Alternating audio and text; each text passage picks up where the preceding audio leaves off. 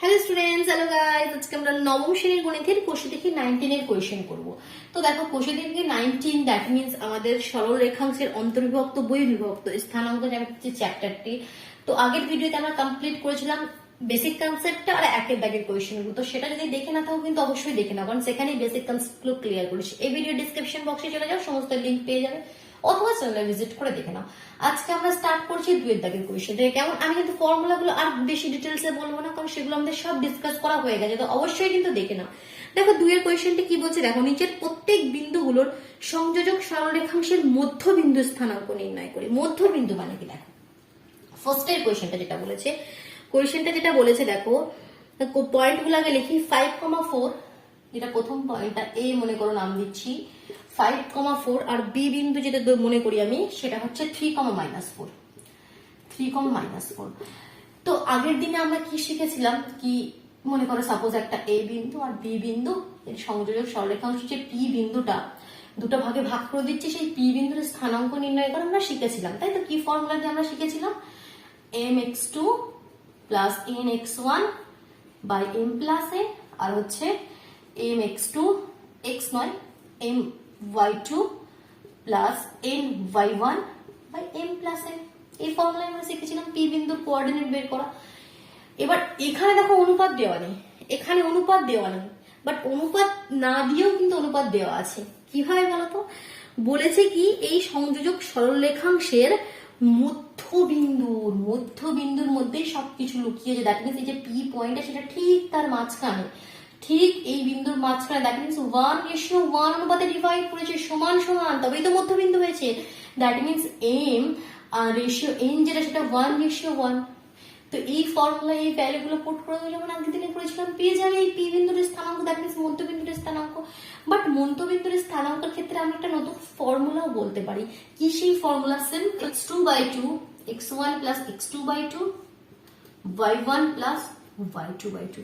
আমরা বলি কি, মধ্যবিন্দুর ক্ষেত্রে এত ফর্মুলা না করে সিম্পল এই ফর্মুলাটা লাগাবে যখন এই পিটা মধ্যবিন্দু হবে, ঠিক মিডিলের হবে, x1 plus x2/2 y1 plus y2/2। কিন্তু কেন লাগাবো? এটা কি কোনো অন্য ফর্মুলা না, এই ফর্মুলাটা এই ফর্মুলা থেকেই আসছে। কিভাবে আসছে বলতো? কারণ কি, এখানে mn তো 1 তো যখন এটা 1 বসিয়ে দেবে কি হবে, এটা 1 + 1 2 হয়ে যাবে, নিচে 1 + 1 2 হয়ে যাবে। আর এগুলো তো এখানে 1 থাকবে, তো সব সরে গেল। তো simple x1 plus x2/2 y1 plus y2/2 বোঝা গেল তো? যার জন্য যখন মধ্যবিন্দু হয় তখন এত বড় না লিখে simple x1 plus x2/2 y1 plus y2/2। তো x1 মানে কি, এটা আমি সবসময় বলেছি কি এগুলো উপরে লিখে নেবে ছোট করে, না হলে কি পরীক্ষার খাতায় ভুল হওয়ার চান্সটা খুব বেশি থাকে।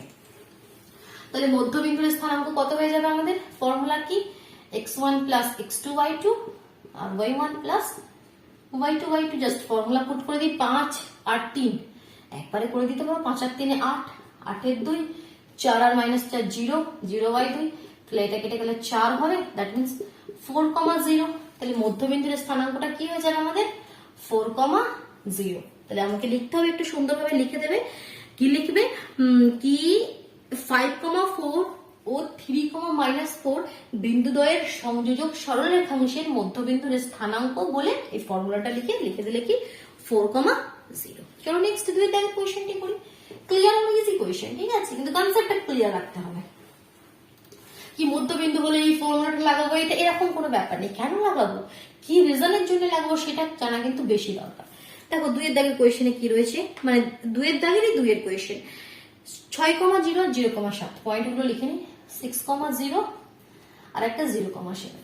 তাহলে লিখবে কি, উপরোক্ত বিন্দুদ্বয়ের সংযোজক সরলরেখাংশের ঠিক মধ্যবিন্দুর স্থানাঙ্ক পি বলে লিখে নিলে।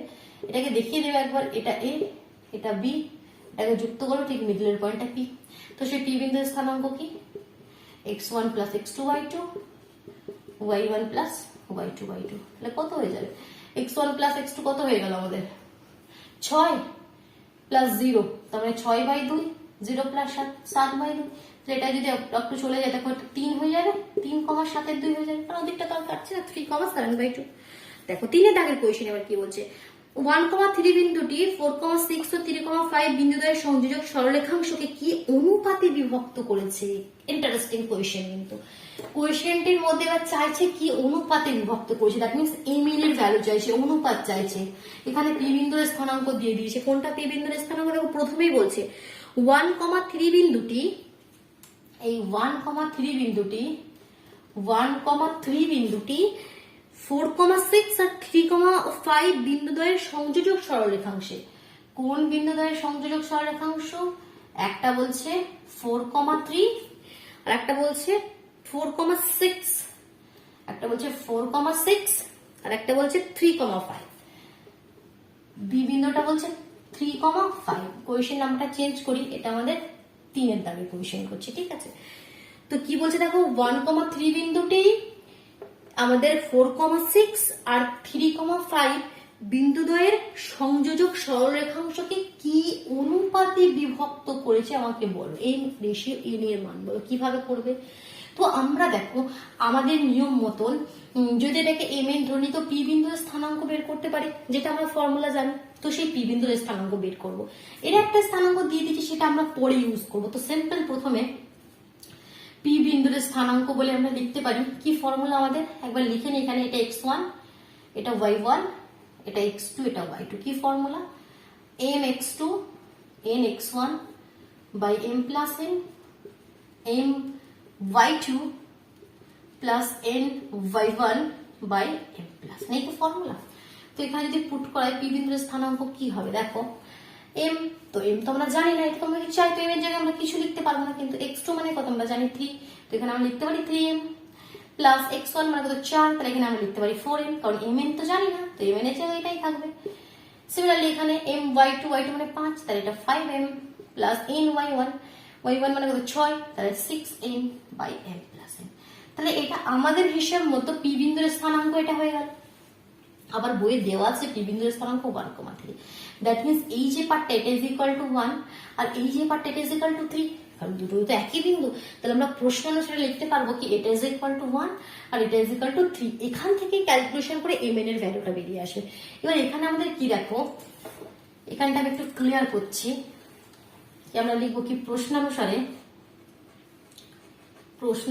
আমরা লিখতে পারি কি, আমরা কি লিখতে পারি 3m plus 4n by m plus n is equal to 1। ঠিক, এই পার্টটা না করেও কিন্তু আমাদের অ্যান্সার এসে যাবে। দুটি পার্ট সলভ করার দরকার নেই। দেখো কিভাবে একটি পার্ট দিয়ে আমাদের m n এর ভ্যালু এসে যাচ্ছে। দেখো তো এটা কি হবে, ক্রস মাল্টিপ্লিকেশন করে দিলে 3m plus 4n is equal two m plus n। এবার m গুলো একদিকে নিয়ে আসো, y গুলো n গুলো আর একদিকে নিয়ে যাও। m এদিকে এলে 2m হয়ে যাবে, আর n ওদিকে গেলে 4n ওদিকে গেলে মাইনাস হয়ে যায়, মাইনাস 3m হয়ে যাবে।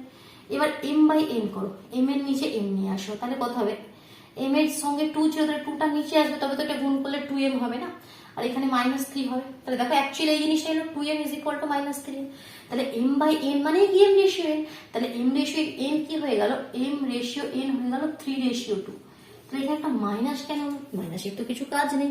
মাইনাসের মানে কি, মাইনাসের মানে কি এটা বহির্বিভক্ত করেছে। মাইনাসের মানে কি, এটা বহির্বিভক্ত করেছে। যখনই দেখবে একটা মাইনাস আসছে m n এর অনুপাতে, দ্যাট মিন্স সেখানে লিখতে হবে কি এটা কি অনুপাতে বিভক্ত করেছে, 3:2 অনুপাতে বহির্বিভক্ত করেছে। ঠিক আছে, এই কথাটা কিন্তু আমাকে উল্লেখ করে বলতে হবে। ক্লিয়ার হয়ে গেল? দেখো একটা ইকুয়েশন থেকে m n এর ভ্যালু আমরা পেয়ে যাবো, সেকেন্ড ইকুয়েশন তৈরি করার দরকারই নেই। ক্লিয়ার? কোনো কনফিউশন? চলো দেখো 4-এর দাগের কোয়েশনে কি বলছে, 7,3 ও -9,6 বিন্দুদ্বয়ের সংযোজক সরল রেখাংশ y অক্ষ দ্বারা কি অনুপাতে বিভক্ত হয়েছে। এখানেও অনুপাত চাইছে, বাট এখানে কন্ডিশন আরেকটু অন্যরকম দিয়ে দিয়েছে, বুঝতে হবে। কিন্তু তোমাদের কনফিউশন এরকম কোয়েশনে কিন্তু খুব থাকে, কারণ তোমরা কনসেপ্টটা ক্লিয়ারই করো না। কনসেপ্ট ক্লিয়ার করতে হবে, তার জন্য আমি এখানে এসেছি আর এই সকাল থেকে একভাবে তোমাদেরকে পড়াচ্ছি। তো দেখো কি বলেছে, পয়েন্টগুলো আগে লিখে নিস। 7,3 আমাদের যদি কোঅর্ডিনেট সিস্টেমের কোয়েশনটা একটু দেখায়, দেখো আরো ভালোভাবে বুঝতে পারবে। এই আমাদের কোঅর্ডিনেট সিস্টেম, ঠিক যেমন ছক কাগজ আমাদের থাকে। পয়েন্ট কি বলেছে, 7,3। 7 কোথায় আসবে, 1 2 3 4 5 6 7, সাপোজ এখানে আসবে 1 2 3, তো এই পয়েন্টটা হয়ে যাবে 7,3। ঠিক আছে, কোনো ব্যাপার নেই।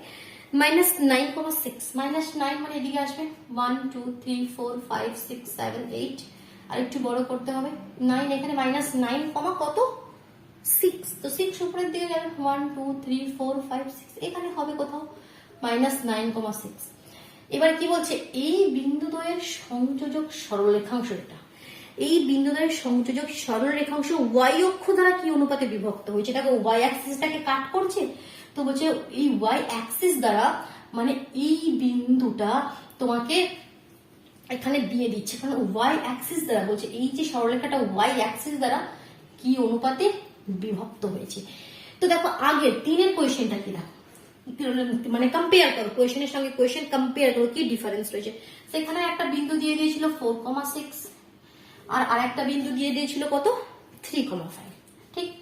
আর এর মিডিলের বিন্দু দিয়ে দিয়েছিল p, সেই p বিন্দুর স্থানাঙ্ক দিয়ে দিয়েছিল 1,3। তো এবার m আর n চেয়েছিল, তো আমরা ইজিলি করে দিলাম। কিভাবে করলাম তোমরা দেখলে।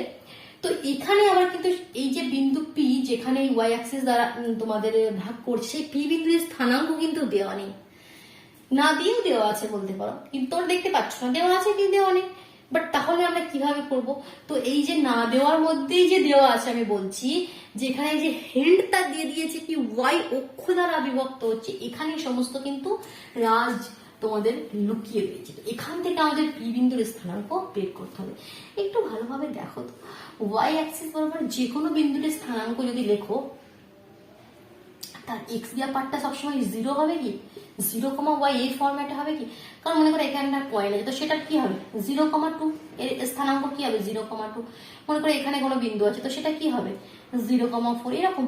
তো এই অ্যাক্সিসের উপরে যে কোনো বিন্দু আছে মানে কি তার এক্স দেওয়া পার্টটা 0 হবে, কারণ কি সেটা তো এখান থেকে শুরু হচ্ছে, এক্স এর দিকে কিছু গিয়ে তারপর তো উপরে উঠছে না, এটা একদম মূল বিন্দু থেকেই উপরে উঠছে। দ্যাট মিনস এটা আমাদেরকে মনে রাখতে হবে বা বুঝে রাখতে হবে, y অক্ষ উপরে যে কোনো বিন্দুর স্থানাঙ্ক হয় 0,y। এই y এর জায়গায় 2 4 6 8 যে কোনো কিছু হতে পারে, আমরা এখানে লিখেছি, যদি এখানে করতাম তাহলে y এর মানটা কম হতো, বুঝতে পারলে তো। তো এটা হচ্ছে মেন জিনিস, যার জন্য তোমরা এখানে বলতে পারো কি p বিন্দুটি y অক্ষের উপর অবস্থিত, একটা লাইন লিখবে তোমরা কি p বিন্দুটি y অক্ষের উপর অবস্থিত, অতএব p বিন্দুর স্থানাঙ্ক কত 0,y। আর এটা যদি আবার x অক্ষ দ্বারা হতো, তাহলে তখন হতো আমাদের x,0। x অক্ষতে কোনো বিন্দু আছে, দ্যাট মিন্স তার y দেওয়া পার্টটা 0 হবে, আর y অ্যাক্সিসের উপর কোনো বিন্দু আছে, তার x দেওয়া পার্টটা 0 হবে। এবার সিম্পলি p বিন্দুর স্থানাঙ্ক পেয়ে গেলে, এবার আমরা আমাদের মতন করে দেবো। তাহলে প্রথমে কি p বিন্দুর স্থানাঙ্ক, এটা তো আমাদের বইয়ে দেওয়া আছে 0,y, এবার আমাদের মতন করে বের করি p বিন্দুর স্থানাঙ্ক বলে। সিম্পল আমাদের যেটা ফর্মুলা, এটাকে x1 y1 ধরে নাও, এটাকে x2 y2 ধরে নাও। কি formula, mx2 that means 7m plus nx1 মানে মতলব -9n by m plus n, কারণ এখানে একটা মাইনাস রয়েছে না, m y2 দ্যাট মিন্স এটা 3 আছে না, হ্যাঁ, তাহলে 3m plus n y1 that means 6n আপন m প্লাস n, ঠিক। এটা p বিন্দুর স্থানাঙ্ক। এবার প্রশ্ন অনুসারে আমরা বলতে পারি এই দেওয়া পার্টটা ইজ ইকুয়াল টু 0 আর এই দিকের পার্টটা ইজ ইকুয়াল টু y। এবার আমি আগের কোশ্চেনে কি বললাম কি যে কোনো একটা পার্ট নিয়ে ক্যালকুলেশন করলে তোমাদের এসে যাবে, বাট এখানে কখনোই এটার সঙ্গে yটা সমান করে যেন ক্যালকুলেশন করতে যাবে না সেকেন্ড পার্টটা নিয়ে, তাহলে কিন্তু মুশকিল হবে, কারণ এখানে yটা আননোন, সেই y এর ভ্যালু আবার কিভাবে পাবো। তো এখানে সবসময় যেটা 0 দেওয়া পার্টটা তার সঙ্গে কম্পেয়ার করবে। তাহলে প্রশ্ন অনুসারে আমরা কি লিখতে পারি, এইসব ভিজি গুলো একটু মুছে দিবার, তাহলে লিখবে প্রশ্নানুসারে কি লিখবো, এই যে 7m minus 9n by m plus n is equal to 0। এখান থেকে ইজিলি চলে আসবে তোমাদের রেশিওটা। তাহলে 7m minus 9n is equal to 0, কারণ 0 এর সঙ্গে ক্রস মাল্টিপ্লিকেশন সবকিছু 0 হয়ে যায়। তো that means 7m is equal to 9n, that means m by n is equal to 9 by 7, তবেই হবে 7m is equal to 9m। তাহলে অনুপাতটা কত 9:7। কারোর কোনো কনফিউশন আছে কি আমাকে বলতে পারো তাহলে অবশ্যই। অনেকের এখানে অলরেডি কনফিউজড হয়ে গেছে কি বইয়ের অ্যান্সার, যাদের কাছে বই আছে তারা দেখে নিয়েছে অলরেডি। 7:9 আছে অ্যান্সারটি, আমাদের বেরিয়েছে 9:7। তাহলে কি আমাদের ভুল বেরোলো? না, ভুল না। অ্যাকচুয়ালি ব্যাপারটা কি হলো, এখানে কি করলাম আমি, কেন আমার 9:7 হলো, কেন বলে 7:9, সমস্ত খুঁটিনাটি জানতে হবে, ঠিক আছে? ভুল করবে, অনেক সময় কি হবে তোমাদের ভুল হবে, সেই ভুল থেকে কিন্তু তোমরা একটা শিক্ষা পাবে, ঠিক আছে? এখানে কিন্তু এটাও ঠিক এটাও ঠিক, কেন দেখো এখানে যে পয়েন্টগুলো ছিল, আমাদের বইয়ে যে পয়েন্টগুলো দেওয়া ছিল সেটা কি 7,3 মাইনাস 9,6 এভাবে দেওয়া ছিল, 7,3 মাইনাস 9,6। তো হিসাব মতো আমরা যদি সিম্পল এটাকে না করে করতাম, আমরা এটাকে x1 y1 ধরতাম, এটাকে x2 y2 ধরতাম, তাহলে এই যে বিন্দু দ্বয়ের সংযোগ, মনে করে এখানে তোমাদের ওই বি বিন্দুটা, সেটা m/n অনুপাতে ডিভাইড করে দিয়েছে। তো আমি বলছি এই যে বিন্দুটা থেকে পিটা কত, আমাদের আমাদের আমাদের হিসাব মতো নয়, যদি সিম্পলি করতাম সেটা এটা m এটা m ছিল। এবার আমরা যেটা করেছি দেখো, প্রথমে সেটাকে আগে লক্ষ্য করো, তারপর এটা আমি কম্পেয়ার করছি।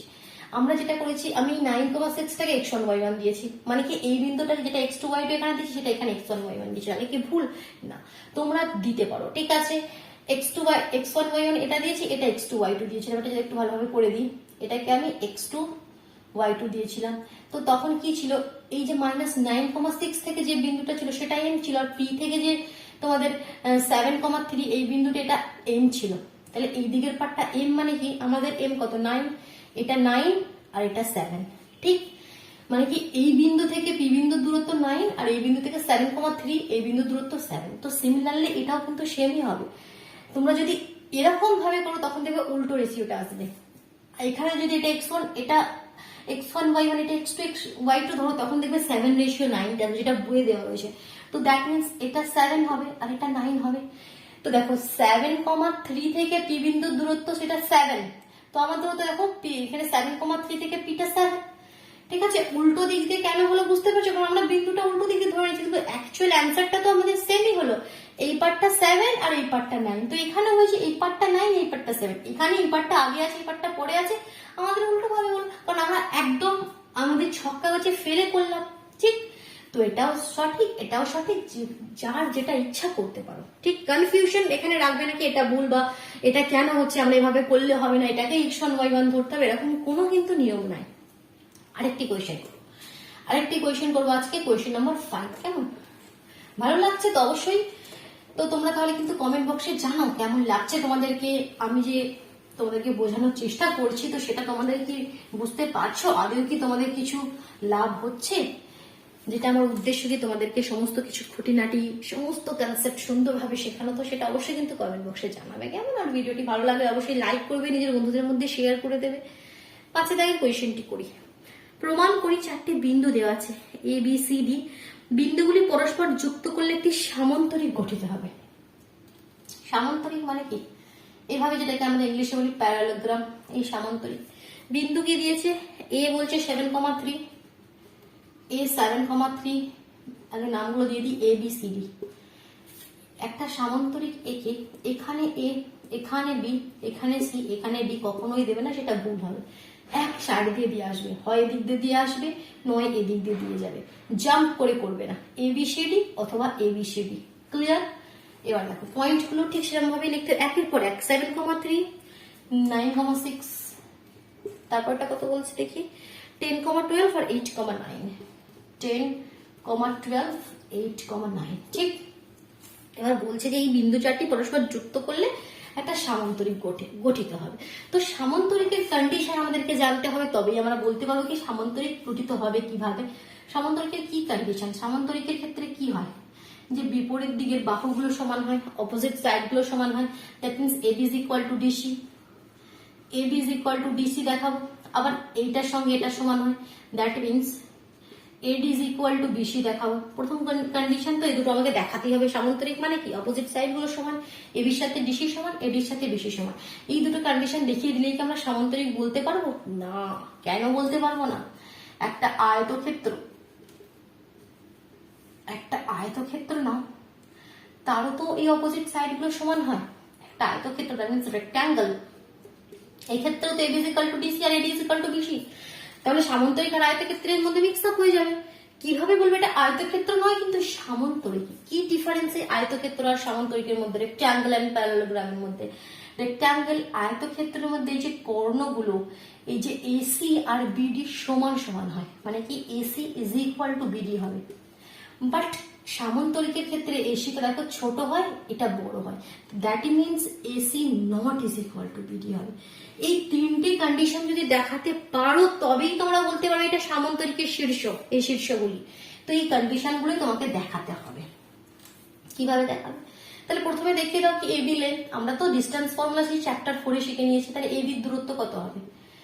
আমরা জানি √, এটাকে মনে করো x1 y1 ধরি, সবসময় আমরা লিখে নেবে x2 y2। কি ফর্মুলা?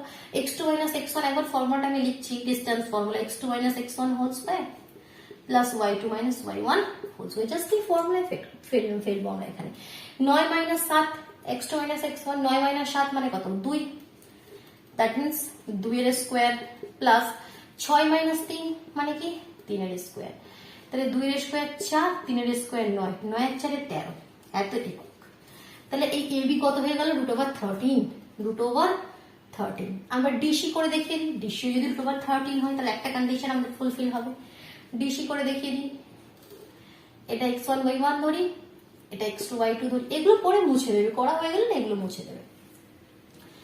10 - 8 2, 2 এর স্কয়ার, 12 - 9 3 এর স্কয়ার, 2 × 2 = 4, 3 × 3 = 9, 9 এর 4 13। বাহ, খুব সুন্দর।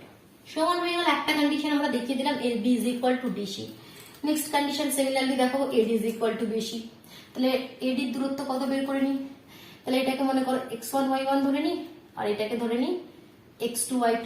x2 - x1 8 - 7, দ্যাট মিনস 1 এর স্কয়ার, y2 - y1 9 - 3 মানে 6 এর স্কয়ার। তাহলে 1 আর 6 6 36 আর 37, √37 একক হয়ে গেল। মানে এককটা লিখবে, ঠিক। বিসি দেখো, এটাকে মনে করো x1 y1 ধরে নাও, এটাকে x2 y2। 10 - 9 1, 1 এর স্কয়ার প্লাস 12 - 6 6 এর স্কয়ার। বাহ, চলে 36 এর আগে 37, একদম পারফেক্ট হচ্ছে 37।